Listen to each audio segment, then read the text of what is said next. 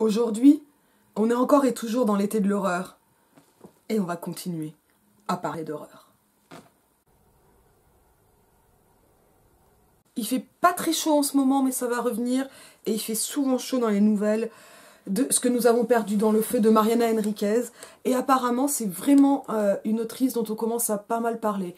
Alors, le recueil a été traduit de l'espagnol, donc c'est de l'espagnol argentin. J'imagine qu'il y a de grandes différences, hein, le français belge, québécois ou suisse, c'est pas exactement le même, hein, donc pourquoi pas là. Et quand je donne ça, je donne pas les exemples de la francophonie africaine. Et c'est un peu une honte. Il a donc été traduit par Anne Plantagenet. Moi, j'ai l'édition Point de chez Point Seuil. Il a quand même coûté 7,40 €. Mais il est moins cher que ne l'était le brochet. Je vais tout avouer, j'ai acheté le poche uniquement pour tourner parce que je l'ai déjà lu.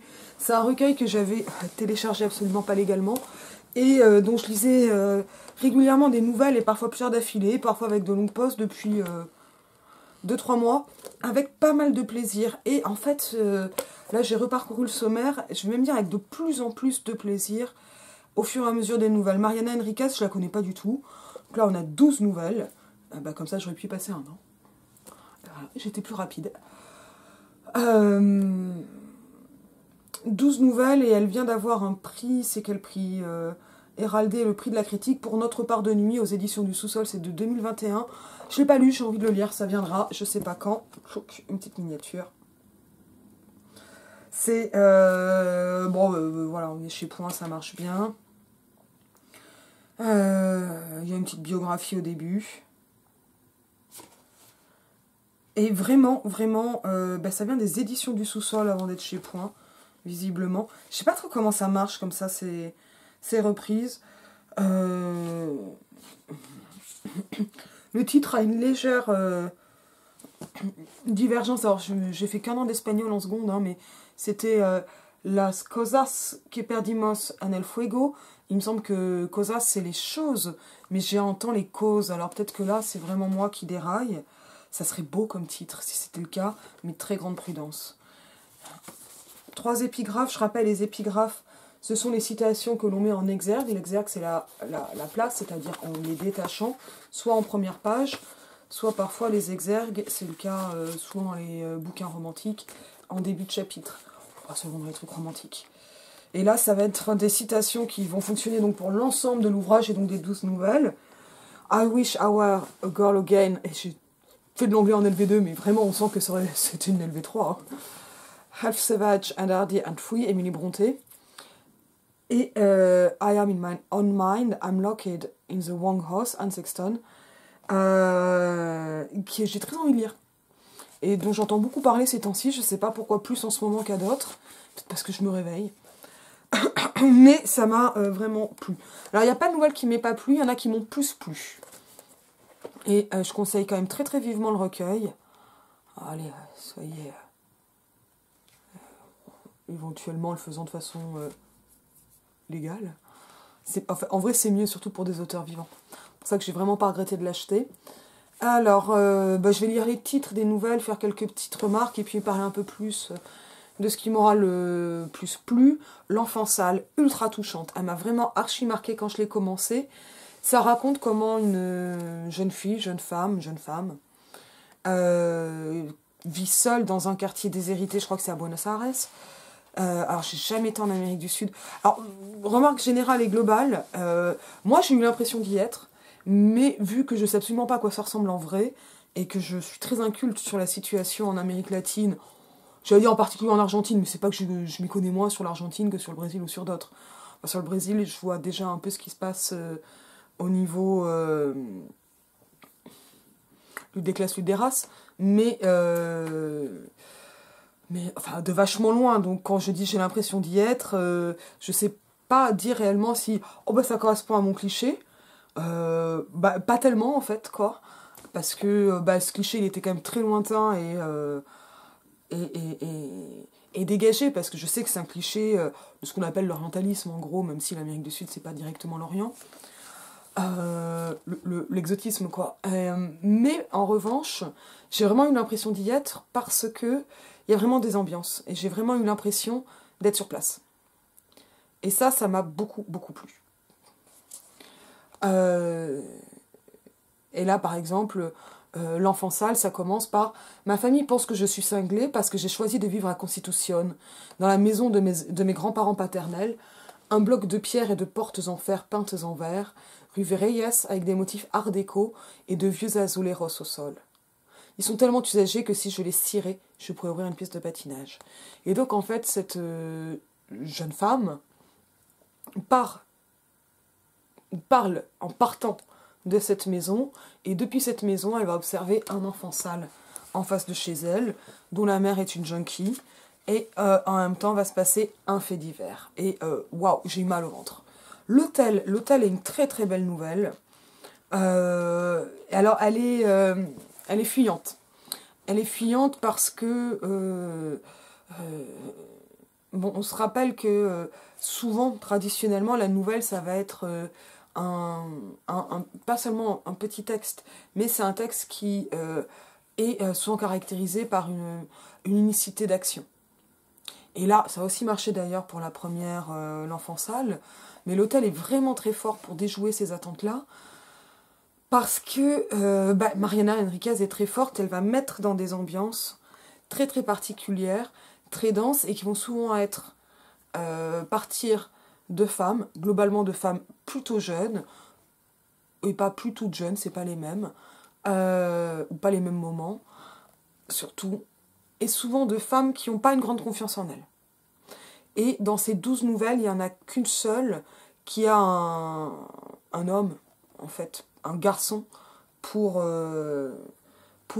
protagoniste, pour personnage principal. Alors parfois c'est écrit à la première, parfois à la troisième personne. Hein. Ça peut changer, il n'y a pas de constante là-dedans. Mais c'est un jeune garçon, c'est un très jeune garçon. Donc il n'y a pas une volonté enfin, en tout cas, ne se manifeste pas dans ces 12 nouvelles un panorama qui serait exclusivement féminin. Mais il y a une attention à des regards un peu décalés, pas en position de puissance, très clairement, et qui souvent sont féminins. Donc ça c'est dit. Donc, et l'hôtel, c'est pas facile de piger tout de suite de quoi parle l'hôtel, parce qu'on va vraiment être dans cette ambiance qu'on est peut-être enclin à avoir vécu, hein, qui est de ce moment de la préadolescence ou de l'adolescence encore fragile, où des choses se passent et ont l'air de nous traverser. Alors c'est pas expliqué, c'est qu'on est dedans. Et où on comprend pas grand-chose. Et ça peut donner des impressions un peu erratiques. Le récit n'est pas erratique, par exemple. Mais parce que là, on va être vraiment sur un récit à la première personne, raconté par une première personne qui n'est pas... on n'est pas chez Steinbeck non plus, hein. Mais non pas que c'est moins bien ou quoi, c'est-à-dire que c'est un autre degré d'autre chose, mais on va suivre une fragilité qui essaie de se construire. Et avec... voilà, et ça débute par un voyage qui va mener à une station balnéaire où deux sœurs se font chier. Voilà, et sont très différentes. Et sur place se passe encore d'autres choses. Et j'ai eu très peur en le lisant. J'ai eu très peur et la fin est surprenante. On continue. Les années intoxiquées. Alors, c'était quoi les années intoxiquées déjà ? En plus, je viens juste de reparcourir, j'ai déjà oublié. Mais en fait, je lis pas mal de nouvelles en ce moment. Et donc, j'ai... Ah, voilà, les années intoxiquées. C'est vraiment sur une bande de filles, un peu comme le titre du film. Sur plusieurs années. Je n'avais pas vu que ça se passait sur autant d'années, d'ailleurs. Voilà, parce que ouais, je lis... Ça, c'est... les nouvelles, j'aime bien les lire quand je traîne le matin en pyjama avant d'aller prendre ma douche. Et là, j'adore enchaîner les nouvelles. Je suis envie de lire de la poésie. Hein. Ou d'aller prendre ma douche. Et c'est vraiment ambiance fin 80-90, surtout 90. Un groupe de filles, de copines en fait, qui écoutent de la musique et qui a des histoires de mecs, en gros. Alors c'est des filles un peu délinquantes, mais... et c'est ambiance de dingue. En fait, on est dedans. On est vraiment dedans. Et c'est ça que j'ai adoré chez Mariana Enriquez. Donc là, je donne vraiment des petits éléments. Alors, voilà, fille un peu délinquante, pas très sage. Et il leur arrive des choses et elles en font d'autres. Ouais, je vais garder des teasers comme ça. La maison d'Adela, 79. La page.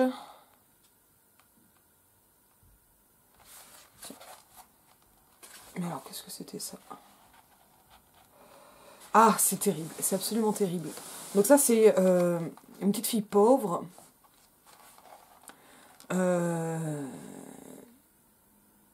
Alors, ça commence à passer encore une première personne. Tous les jours, je pense à Adela. Si son souvenir ne surgit pas au cours de la journée, tache de rousseur, dents jaunes, cheveux blonds trop fins, moignon à l'épaule, bottines en peau de chamois. Il revient la nuit quand je rêve.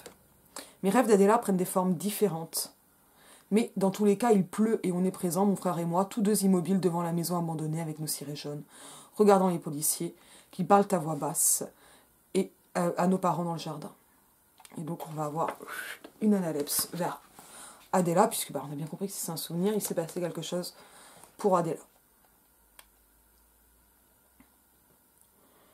Et elle était alors, pauvre, non pas ultra pauvre, ça c'est pas vrai, mais qui est surtout manchotte. Alors, pas la narratrice, mais Adela. On l'a vu à la mention du moignon. Elle est avec, encore, on entre, pas dans l'enfance, on entre dans l'adolescence. Dans l'adolescence, là, qui va se passer, regarder des films d'horreur, et il va se passer encore d'autres choses qui vont expliquer pourquoi Adela n'est plus qu'un souvenir. On continue. Pablito clavo un clavito. Une évocation du petiso orejudo. Donc c'est page 99. Alors ça, c'est ce qu'on appelle un fourche-langue. C'est pour ça qu'il est aussi en espagnol et que j'ai fait un effort de prononciation. Ça veut dire le petit Pablo a cloué un clou.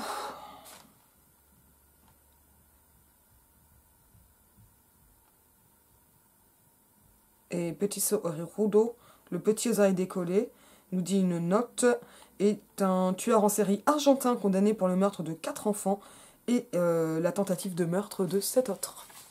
Ce qui fait quand même beaucoup d'enfants. Et ça, en fait, c'est cette nouvelle-là où il y a un garçon qui organise un truc. Alors moi, j'ai jamais fait ça, je sais pas si j'aimerais, qui est un circuit touristique de tueurs en série. Et il se passe quelque chose sur ce tour.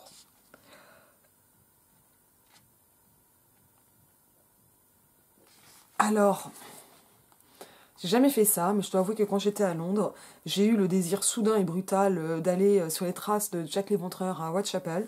Je suis arrivée à Whitechapel et en fait, j'ai mieux bouffé même. Mais je me suis tapé un flip de dingue toute seule. Déjà en mangeant, j'avais relu les détails des crimes et en fait, c'est vraiment abominable. Il n'y a rien de drôle ou de sexy ou d'amusant ou de fun. C'est horrible, les crimes de Jack l'Éventreur ou rattachés à Jack l'Éventreur. Et après, j'ai commencé à me promener un peu tout seul dans les rues. Il se trouve que c'est un quartier où il y avait quand même surtout des hommes dans les rues, qui m'ont absolument pas parlé. Mais moi, putain, tous les films ont commencé à se faire, je suis vite rentrée à la maison. Au moins, j'ai eu Whitechapel, mais vraiment pas longtemps. Bon, voilà, ça c'était mon tourisme du crime. Je peux pas dire que je sois fière. Toile d'araignée. Alors, c'est étonnant parce que quand je lis les titres, je vois absolument plus de quoi ça parle. Quand je débute, c'est dur de me rappeler. Et puis d'un coup, j'ai tout qui revient. Et celle-là, est-ce qu'elle m'avait plu pas? Ça, c'est une femme plus vieille, donc c'est une femme, pas une jeune fille, quoi. Elle m'avait aussi beaucoup plu. Je suis désolée pour les petits blancs. C'est la fin d'un couple, ça.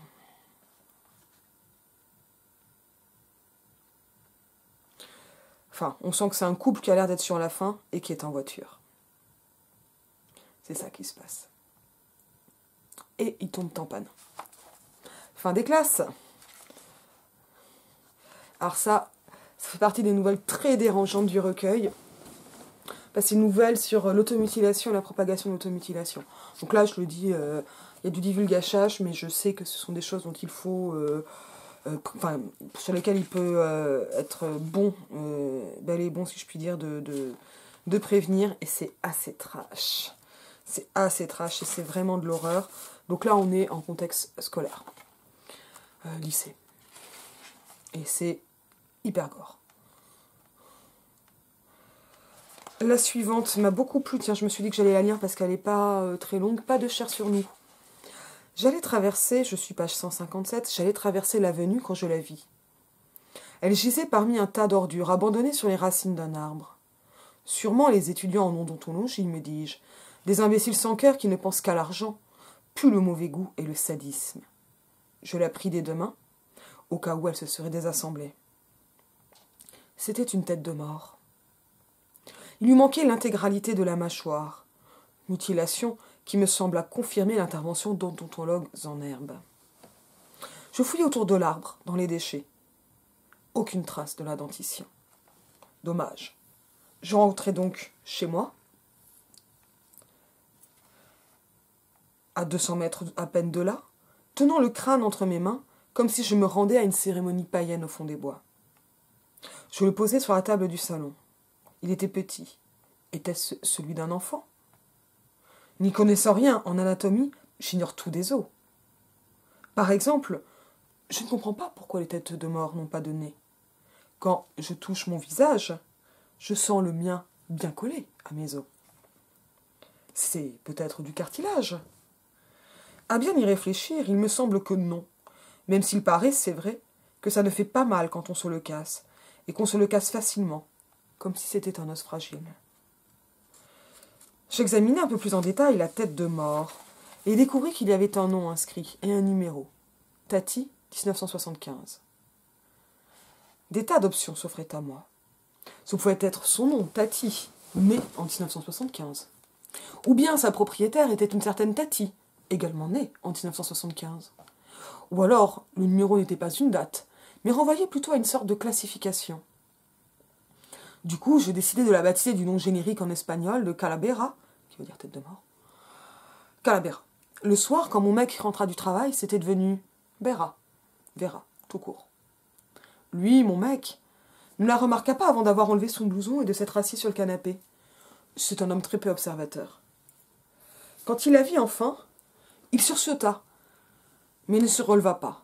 Est également paresseux, il devient gros. Je n'aime pas les gros. Alors, les narrateurs sont pas sympathiques. C'est quoi ça? C'est une vraie? Bien sûr que c'est une vraie. Je l'ai trouvée dans la rue. C'est une tête de mort. Il me hurla dessus. Pourquoi t'as rapporté ça? Cria-t-il avec emphase. D'où tu sors ce truc? J'estimais qu'il faisait une scène qui n'avait pas lieu d'être, et je lui ordonnai de baisser d'un ton. Après quoi, j'essayai de lui expliquer calmement que je l'avais trouvé par terre dans la rue, sous un arbre, abandonné, et que ça aurait été indécent de ma part de l'abandonner à son triste sort. « Tu es folle. »« C'est possible, lui dis-je, et j'emportai Vera dans la chambre. Je sais qu'il attendit un moment pour voir si j'allais en ressortir pour lui préparer à manger. Il faut qu'il arrête de manger. Il grossit à vue d'œil, ses cuisses se touchent, et s'il portait une jupe comme une femme, il aurait l'entrejambe irritée en permanence. Au bout d'une heure, je l'entendis m'insulter et commander une pizza par téléphone. La paresse, encore une fois. Il préfère se livrer plutôt que de marcher jusqu'au centre et de dîner au restaurant. Financièrement, ça revient pourtant presque au même. Vera, je ne sais pas ce que je fais avec lui. Si elle pouvait parler, je sais qu'elle me dirait de le quitter. C'est évident. Avant de me coucher, j'aspergeai le lit avec mon parfum préféré et j'en mis quelques gouttes à Vera, sous les yeux et sur les côtés. Demain, je lui achèterai une perruque. Pour que mon mec n'entre pas dans la chambre, je fermai à clé. Mon mec dit qu'il a la trouille, entre autres imbécilités. Il dort dans le salon, mais ce n'est pas un sacrifice parce que le futon que j'ai acheté avec mon argent, lui, il gagne mal sa vie, est d'excellente qualité. De quoi tu as la trouille, je lui demande. Il bafouille des bêtises sur le fait que je passe mon temps enfermé avec Vera et qu'il m'entend lui parler à travers la cloison. Je lui demande d'arrêter de m'espionner, de récupérer ses affaires et de quitter l'appartement, de me quitter. Il prend un air désespéré, mais je sais qu'il fait du cinéma, et je le pousse quasiment dans la chambre pour qu'il fasse ses valises. Résultat, il crie, mais cette fois, de peur.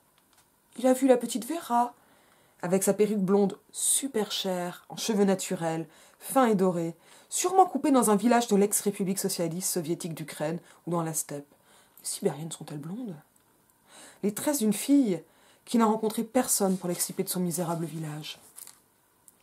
Je trouve très bizarre qu'il y ait des blonds pauvres, raison pour laquelle j'ai acheté cette perruque. J'ai aussi offert à Vera des colliers de perles de toutes les couleurs, très gais.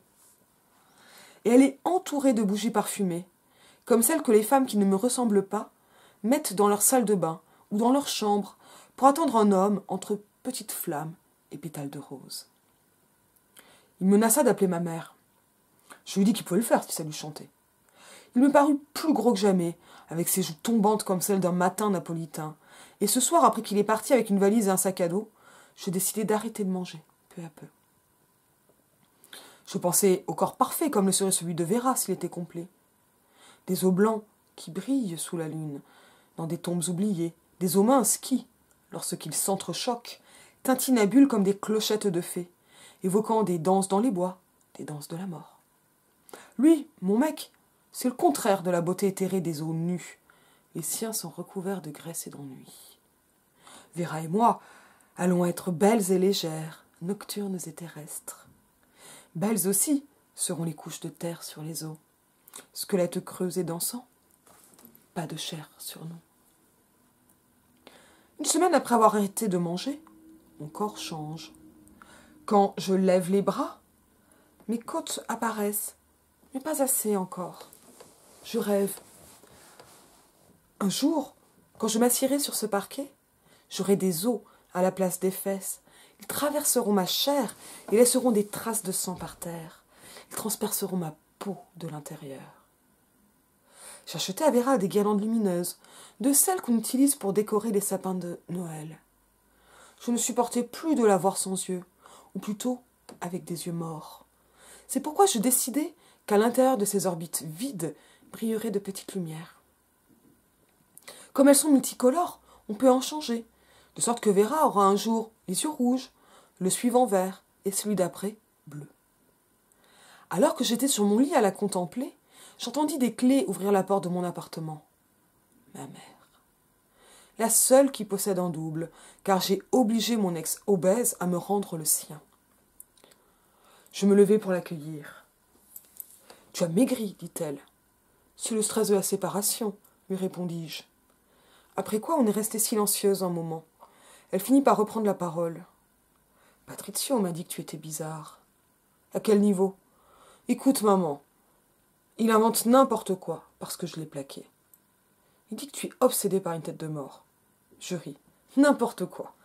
Le truc, c'est qu'avec des copines, on prépare la nuit des sorcières avec des déguisements et des installations qui font super peur pour rigoler. Et comme je n'ai pas eu le temps d'acheter de costumes, j'ai fabriqué un hôtel vaudou que je vais compléter avec des bricoles, des bougies noires, une boule de verre genre boule de cristal, pour l'ambiance. Tu vois un peu. On va faire ça par ici.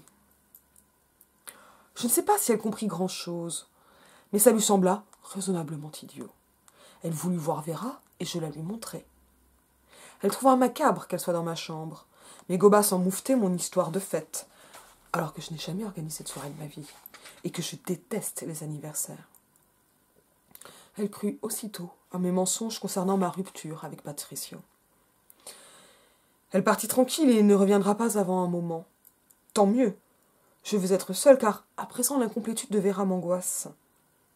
Elle ne peut pas rester comme ça, sans dents, sans bras, sans colonne vertébrale.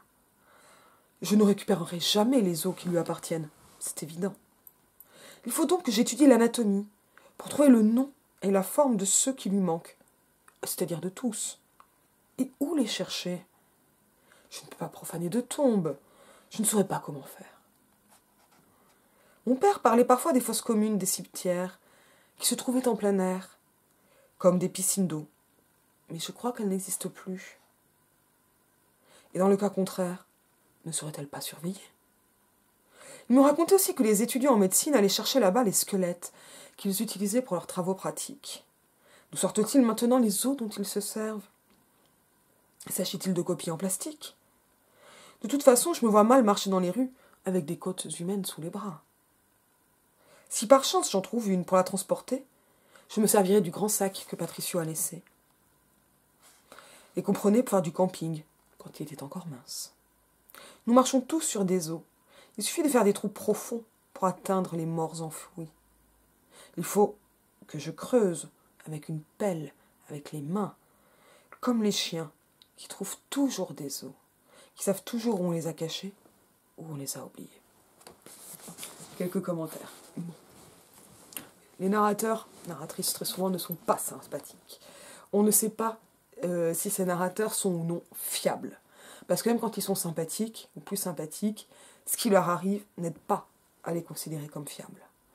Ils vont se présenter et se mettre à nous parler, alors on n'a pas tellement de conditions, il n'y a pas tous ces artifices qui sont très 19e, qu'on a chez Edgar Allan Poe, qu'on a chez Maupassant, donc de la situation d'énonciation où quelqu'un va raconter quelque chose à quelqu'un d'autre, et ou l'écrire, ou voilà, ou écrire un journal.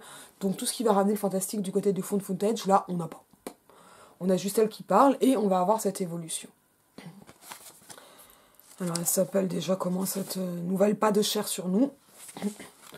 On a quelque chose qui, avec le nous ici, va nous inclure dans la narration. Parce qu'en fait, on n'a pas cette situation d'énonciation, mais ça veut dire que finalement, l'énonciation, elle s'adresse à nous directement et non pas à des personnages à interposer qui seraient un peu nos relais dans l'histoire. Quand on a souvent un locuteur et quelqu'un qui va entendre, qui est souvent le relais du lecteur, donc un auditeur, un autre lecteur, etc. Et qui est celui qui va raconter en mettant des gros guillemets et boum, le paquet, ça fait la nouvelle. Ça, c'est vraiment une structure très Maupassant. Chez Edgar Allan Poe, c'est un peu différent, mais j'en parlerai peut-être à un autre moment. Donc on a en tout cas là quelque chose qui est... voilà, qui ne s'encombre pas de ces artifices qui ont pu finir par paraître artificiels. Et ça fait qu'on va entrer beaucoup plus vite dedans. Parce que voilà, toute cette mise en place, on peut ne pas y croire. Elle peut vieillir, elle peut être datée. Bon, cette narratrice sans nom, non, je crois pas qu'elle ait nom. Elle semble au départ assez raisonnable, et en même temps, il n'y a pas vraiment de départ, puisque d'emblée, boum, le focus se fait sur la tête de mort, donc on n'aura pas de point de comparaison réel, mais on a quand même un glissement. Donc on n'arrive pas à savoir si on bascule. En gros, la question, ça va être, je prends des mots grossiers, hein, mais est-ce qu'elle a toujours été folle, ou est-ce que là, elle devient folle, et est-ce qu'elle est vraiment en train de devenir folle? Bon, le glissement va amener vers une folie. Alors, on peut, notamment avec une certaine misandrie, être de son côté à elle et de se dire, dis donc, les mecs, ils comprennent vraiment rien. Au moment où vient sa mère, c'est quand même plus inquiétant. Puis elle s'est déjà adressée au lecteur en expliquant qu'elle commence à maigrir et à arrêter de manger. Puis on voit que quand on commence à réfléchir à comment profaner une tombe, ça va de moins en moins bien. Et peut-être qu'avant ça, l'idée de devenir soi-même un squelette n'est pas non plus un bon signe ou un signe de bonne santé mentale. Si vous lui ressemblez à un squelette, c'est qu'il est temps de consulter. Donc, on a quelque chose qui va se passer. Et en fait, on n'a pas de point d'ancrage parce que finalement, c'est au moment de ce qui peut être une bascule que s'ouvre la nouvelle, la vision. Comme un inamoramento, je vous rappelle, c'est le coup de foudre en premier regard. Sauf que là, c'est entre une femme vivante et une tête de mort. Petite, peut-être d'enfant, peut-être donc de femme, en tout cas, une tête de mort, alors qu'elle ne connaît rien en anatomie, mais à laquelle elle finit par donner un nom, qui est d'abord un nom générique, qui devient un nom féminin, et qui devient un genre de projection féminine d'amis fusionnels. Il faut avouer que quand on le lit en ayant lu dans le recueil plein d'autres nouvelles d'amitié féminine super toxiques ou super instables, ça marche encore plus dans le contexte. Qu'est-ce qui va marcher également? L'oralité. Elle parle. Alors je trouve que le mon mec marche pas hyper bien, mais sinon c'est c'est mon mec. Je pense que ça marche mieux en espagnol. Je trouve qu'en français, on ne le dit pas tellement comme ça. Mon gars, mon mec. Oui, peut-être qu'on le dit. Peut-être parce que j'ai plus l'habitude de le dire. Mais en tout cas, ça... Ouais, mon copain. Mes copains, il y a un truc qui est un peu affectif que là, il y a plus. C'est vrai que j'ai tendance à penser à my guy. Mais je dis jamais ça en français, en fait. Et je le dis pas souvent. Donc là, voilà. Et va se mettre en place une situation, donc elle est seule. Le copain revient, elle dégage le copain. Et on peut même avoir une petite antipathie avec elle au départ pour le copain. Et par exemple, au début, là, donc les remarques grossophobes, on peut supposer un mec un peu parasite. Voilà, là, je suis dans des clichés, hein, dans des stéréotypes. Mais qui est pesant et voilà, et de plus en plus pesant, et donc il faut... pour lequel on n'aurait pas une sympathie particulière, quoi. Alors, je dis pas que j'ai beaucoup de sympathie pour Patricio, parce que il n'y a pas moyen d'avoir de la sympathie pour lui, il disparaît trop vite. Mais cette antipathie possible de connivence, elle dégage tout de suite, quoi. Parce que, bon, même s'il dort sur le futon et que c'est de bonne qualité et tout ça, on a quand même les commentaires un peu sarcastiques, assez misandres. Ils vont commencer à être moins... ils vont moins permettre une projection qu'on a éventuellement eu avant, avec cette espèce d'empathie, j'y connais rien. La plupart des gens, ils connaissent rien, quoi. Voilà, sur est-ce que le nez, c'est du cartilage ou un os, franchement, j'en sais rien. Mais quand elle commence à parfumer, enfin à s'adresser, Vera, je ne sais pas ce que je fais avec lui, à la tête de mort, et qu'elle la parfume, là on a notre bascule. Et c'est la première nuit.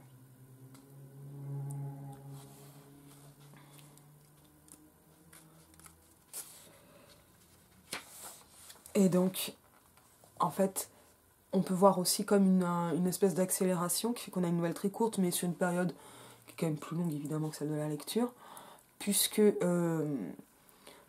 le réveil, Vera est déjà perruquée, je ne sais pas si on dit perruquée, a déjà sa perruque, et on a une espèce de décalage qui était déjà en place mais qui va se creuser entre la légèreté de la narratrice et les actes complètement macabres qu'elle fait et pour lesquels on ne comprend pas la motivation. Ça, c'est toute la digression sur les blonds pauvres qu'elle suppose en Europe de l'Est, comme quoi l'exotisme, c'est très relatif.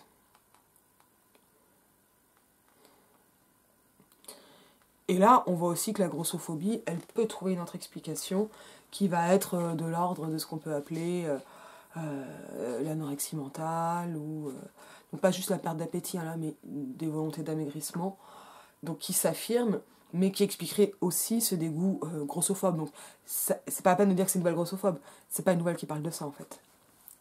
Les remarques grossophobes, elles sont là pour parler de la narratrice, et pour représenter la narratrice. Et on va avoir comme ça ces différentes étapes avec les deux protagonistes, jusque à cette espèce d'horizon, à cette perspective en espèce de prolepse, je ne peux pas, mais comment donc profaner une tombe?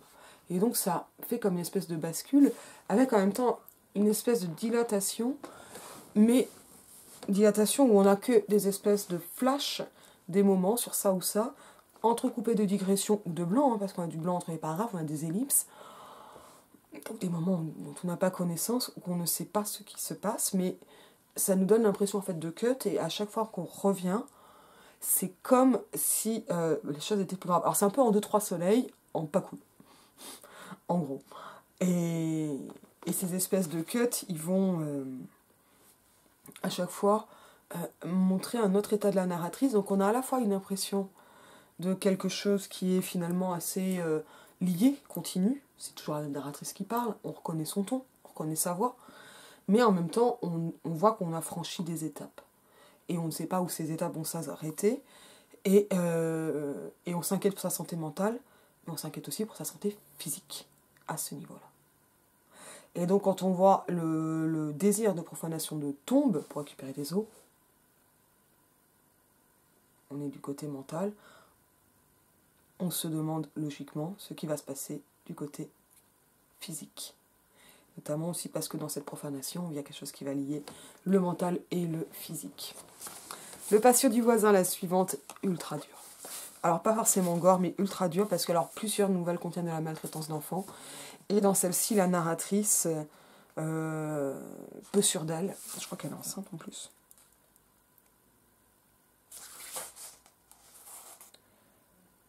Troisième personne, c'est pas une narratrice, mais c'est la protagoniste, donc la personnage principale. Je suis plus sûre qu'elle soit enceinte, pourquoi j'ai ça en tête? Voix, je raconte juste les débuts. D'abord des choses un peu bizarres dans le patio du voisin. Et elle croit voir un chien attaché, en fait elle voit un enfant attaché. Et ça c'est le départ. Et elle va essayer d'en savoir plus.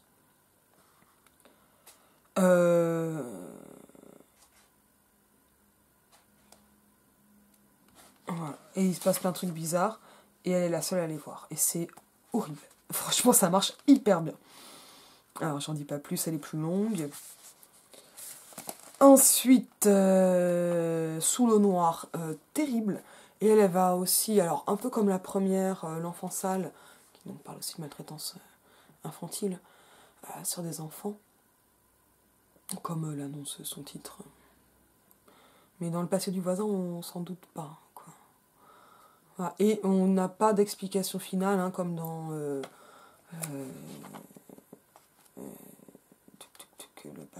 Plus de chair sur nous. On n'a pas d'explication. Est-ce que c'est la tête qui l'a possédée? Est-ce que c'est parce qu'elle est possédée qu'elle a ramassé la tête? On ne sait pas. Voilà. Mais on n'a pas besoin de savoir en fait. Dans Sous l'eau noire, très très belle nouvelle, donc il va suivre une avocate ou procureur, qui va jusque dans une favela, je sais pas si on dit des favelas en Argentine. Enfin non, on va plutôt dire bidonville quoi. Bidonville, elle dit bidonville. Favela c'est pour le Brésil. Et tout est bizarre. Et les repères qu'elle y avait sont perdus. Et là, on a quelque chose qui est entre la fable écologique et le vaudou. Et ça m'a fait vachement peur aussi. Voilà, alors, moins... donc, on peut avoir des choses là comme celle-ci. Celle-ci va être franchement fantastique. D'autres, on ne sait pas trop. Comme Plus de chair sur nous. D'autres, voilà. On a quelque chose où ça peut. Voilà, c'est pas impossible du tout. Et très joli vert rouge orangé raconte une amitié virtuelle qui s'estompe et où donc une fille, la narratrice, c'est ce qu'elle dit, oui, qui parle régulièrement à un garçon. Et le garçon ne sort plus de chez lui et finit par ne plus se connecter.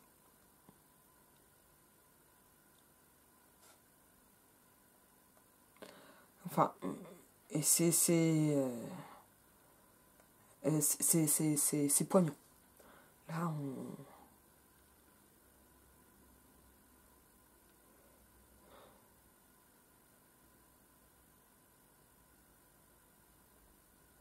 voilà. Et surtout parce que la jeune fille, la narratrice, finit par parler à la mère du garçon qui est dans le même appartement et qui ne le voit plus. Voilà, j'en dis pas plus. Donc, vert rouge orangé, ce sont les pastilles de présence sur Skype par exemple. C'est affreux. C'est vraiment affreux sur... Donc là on a bien du fantastique, mais sur le rapport au fantôme. Et ouais, elle me fait mal au ventre, quoi, ces nouvelles. Elle marche vraiment. Et Ce que nous avons perdu dans le feu, celle qui donne son titre au recueil. Alors le recueil m'a été conseillé sur Instagram, je l'avais déjà lu, mais je l'avais pas fini, mais j'étais déjà dedans. C'était une très bonne idée, parce qu'il m'a beaucoup plu, et donc, salut. Je pense que c'était notamment pour parler de cette nouvelle, Ce que nous avons perdu dans le feu, qui est la nouvelle féministe du recueil s'il doit y en avoir une, et c'est compliqué de parler de féminisme pour Ce que nous avons perdu dans le feu. Alors, en gros, là je vais spoiler vraiment, divulgacher. En gros, ça raconte d'abord, bon voilà, on va avoir encore une narratrice plutôt jeune et pas plutôt jeune, qui prend le métro régulièrement et remarque une jeune femme complètement brûlée dans le métro, et qui a été brûlée au vitriol par son compagnon. Je crois que c'est du vitriol. Du vitriol ou du feu. Voilà, c'est ça. Et qui, dans le métro, fait la manche en racontant ce qui lui est arrivé. Et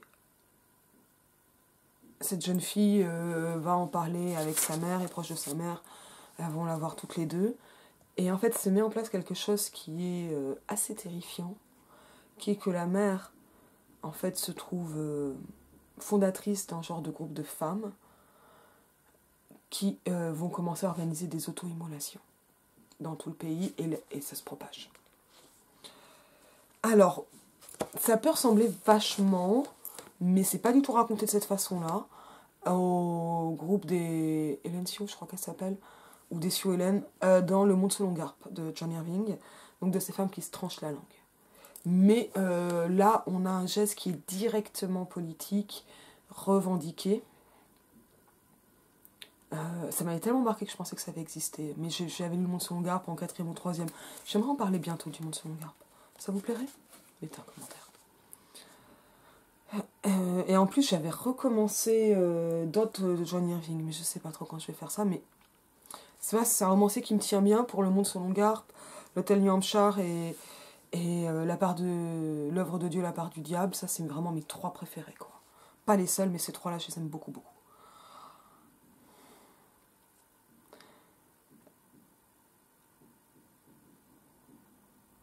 Alors,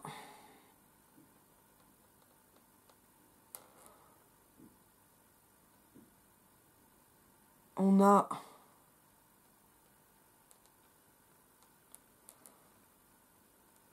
Ouais, c'est un incendie. Donc, ces auto-immolations, elles sont extrêmement curieuses. La narratrice va essayer de les empêcher. Alors, ça fait un effet extrêmement étrange et qui m'a énormément intéressée. Parce qu'on va partir de quelque chose qui se fonde sur la réalité du féminicide et on en parle un peu moins, alors que ça a quand même une existence, de la défiguration par vengeance. Donc ça, c'est donc les attaques au vitriol, les immolations. Alors, c'est-à-dire qu'il peut y avoir des tentatives de meurtre qui défigurent, mais il peut y avoir des défigurations pour défigurer. C'est ce qui se passe avec les attaques au vitriol. Il ne faut pas croire qu'il y en a en Europe aussi. Hein. C'est pas un truc réservé à l'Inde ou au Pakistan, quoi. En fait, c'est très facile d'acheter de l'acide chlorhydrique. Ne le faites pas. Ne faites jamais ce genre de truc, punaise, c'est abominable. Et Putain, mais c'est bien pire que de coller de la javel dans les aliments quand on est en supermarché, quoi. Enfin, mais c'est un peu le même geste, en fait. En pire, parce qu'il y a une intention. Et on va avoir une espèce de glissement extrêmement étonnant vers ces auto-immolations qui finalement sont politiques, mais n'ont pas en elles-mêmes de revendication. En fait, ça devient presque quelque chose de religieux et de l'ordre de l'autosacrifice. Alors, ce ne sont pas des femmes qui vont faire des équivalents de satis, c'est-à-dire se jeter dans des bûchers pour mourir. Et sati, très très discutable comme pratique, mais d'un point de vue, je sais pas, moral, éthique, politique. Mais ce sont des femmes qui vont se brûler pour se défigurer. Et c'est pas hyper clair comme intention, c'est extrêmement troublant. Pour le coup, j'ai adoré la nouvelle, mais j'en ai vraiment pas d'avis en dehors d'un énorme malaise. Parce que, donc il y a une espèce d'idée de... On sort de ce que des pentes appellent le marché de la bonne meuf. Et d'ailleurs, si quelqu'un, un cher connard, à me prêter, j'ai peut-être des pistes, mais c'est pas encore fait pour que je tourne. Quelqu'un que je connais.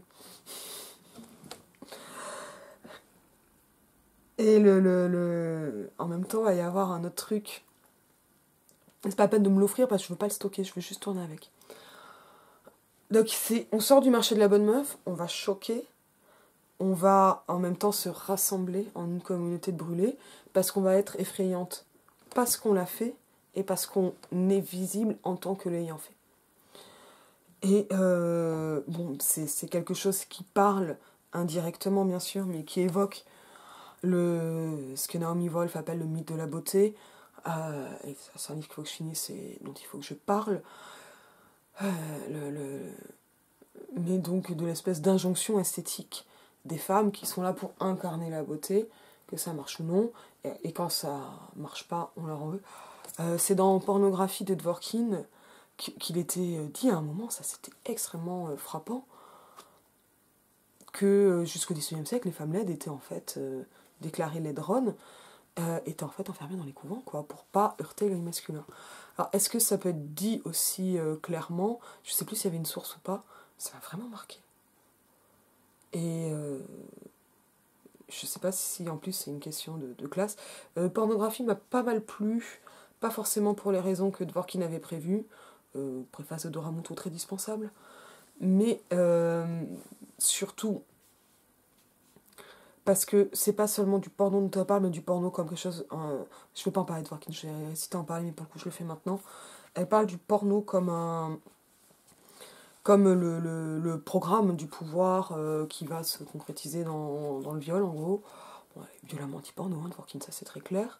Et elle a milité pour, et au niveau de son militantisme, c'était l'angle d'attaque juridique était de montrer que le porno constituait une discrimination à l'encontre des femmes. Ce que je trouve extrêmement intéressant comme point d'attaque. Et alors avec zéro distinction érotisme-porno, globalement l'érotisme c'est du porno chic. Hein. Point barre. Et pas du tout d'ouverture vers un porno féministe ou ce genre de truc chez Dworkin. Impossible. Impossible. Pour moi la question est très difficile. Et donc, elle va parler du pouvoir, de l'objectification, de ça, de ce genre de choses. Mais c'est... Voilà, donc il y a des passages qui sont très durs dans Pornographie. C'est vraiment dur à lire, parce qu'on va avoir vraiment des descriptions d'actes de violence, quoi. Ou de mise en scène de violence qui peuvent apparaître, ou même de récits, de fiction, mais pour montrer, en fait, que les fantasmes masculins ont une réalité concrète sur le corps des femmes. C'est vraiment le projet de Dworkin, et que cette réalisation concrète, elle est aussi en fait la manifestation d'un pouvoir. Voilà, c'est ça, le projet de Dworkin en gros.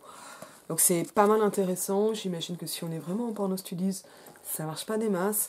Je me demande vraiment ce que pense, pas en porno studies, en porn studies, ça doit être plus chic de dire porn plutôt que porno. Mais c'est... Non, c'est vraiment intéressant. Je pense que c'est vraiment intéressant, en se rappelant que c'est un essai, avec des coupures, des choses comme ça. Donc là, ce que nous avons perdu dans le feu, cette nouvelle qui donne son titre au recueil, donc la nouvelle éponyme.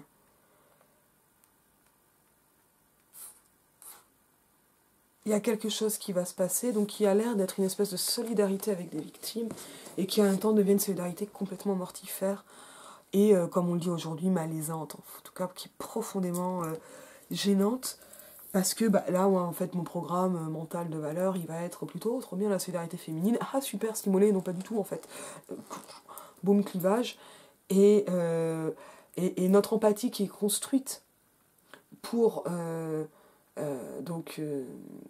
qui est élaborée, hein, qui est attisée, si je puis dire, par le fait qu'on a une narratrice à la première personne, qui est proche de sa mère, des échanges entre femmes, des femmes qui parlent de femmes, donc tout ça, ça nous met dans ce cercle, et ça qu'on soit un lecteur ou une lectrice, hein, c'est pas le problème. Hein.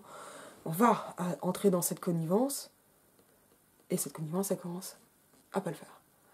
Et j'ai trouvé ça vraiment extrêmement intéressant, mais j'ai pas d'avis là-dessus. C'est-à-dire que, est-ce que ces nouvelles féministes, je sais pas, je sais vraiment pas, je suis mal à l'aise, parce que ça peut pas être un programme à appliquer, clairement pas. Est-ce que c'est un genre d'avertissement? Peut-être. Est-ce que c'est intéressant? Oui, c'est génial. Est-ce que ça fonctionne au niveau du malaise? Oui, vachement. Mais là, après, ça va poser aussi la question de, finalement, qu'est-ce qui va être considéré comme une œuvre féministe? Est-ce que ça va être juste mettre une femme forte et un peu badass et boum boum, et de temps en temps elle met un coup de poing, boum, c'est féministe? Non. Est-ce que c'est montrer une nana qui va être violée sur des dizaines de pages? Voilà. Et la façon dont ça va être représenté déjà va énormément jouer, mais est-ce qu'on a super envie de voir des femmes fortes malgré toutes les épreuves, notamment de violences sexuelles qu'elles ont traversées? Non, pas forcément trop. Ça va souvent se situer ailleurs, cette esthétique féministe ou ce style féministe. Ça, c'est vraiment une question qui m'intéresse beaucoup. Et là où je crois que Mariana Enriquez est passionnante, avec ce que nous avons perdu dans le feu, et je voudrais pas complètement divulgacher cette nouvelle, même si là j'en dis quand même des choses bon, voilà, importantes. Mais vous l'oubliez, vous regardez pas les titres, vous lisez les nouvelles, c'est tout. C'est que finalement, tout ce qui aurait pu être une esthétique féministe, peut-être un peu clichéique et stéréotypée, est retourné pour justement créer le malaise et mettre le malaise au sein même de cette esthétique féministe. Et est-ce que ça en fait un truc plus féministe? Est-ce que ça invalide le féminisme? Non. Est-ce que ça en fait autre chose ou quoi? Oui. Est-ce que ça dit qu'il faut se brûler? Mais certainement pas. Et c'est pour ça que je pense qu'il fallait vraiment le comparer avec ce groupe de femmes qui imaginent John Irving qui se tranche la langue. Parce que c'est aussi un acte d'empathie à l'encontre d'une vraie petite fille violée par deux hommes et à qui ces deux hommes ont tranché la langue pour qu'elle ne parle pas en oubliant qu'elle savait écrire de 8 ou 10 ans. Mais voilà, cette empathie destructrice, elle laisse pantoise quand on lit John Irving. Là, c'est pire, parce qu'on n'a pas l'après qu'on a dans Le Monde selon Garp. On n'a pas tout ça, et on n'a pas... En fait, on n'a pas l'explicitation du geste politique, peut-être, et on n'a que sa symbolique. Et est-ce que ça serait plus acceptable avec une explicitation théorique ou politique? Non. Non, faut pas. Mais voilà, il y a quelque chose là qui se noue où on comprend pas ce qui se passe, ce qui va se passer, et qui a l'air d'être en même temps une forme de contagion, donc c'est-à-dire quelque chose qui va se répandre et qui est assez irrationnel. Et c'est ultra flippant, et ça marche vraiment, vraiment bien. Et ça, c'est la vraie question. Est-ce que c'est des récits qui fonctionnent ou pas? Et je vous dis à bientôt.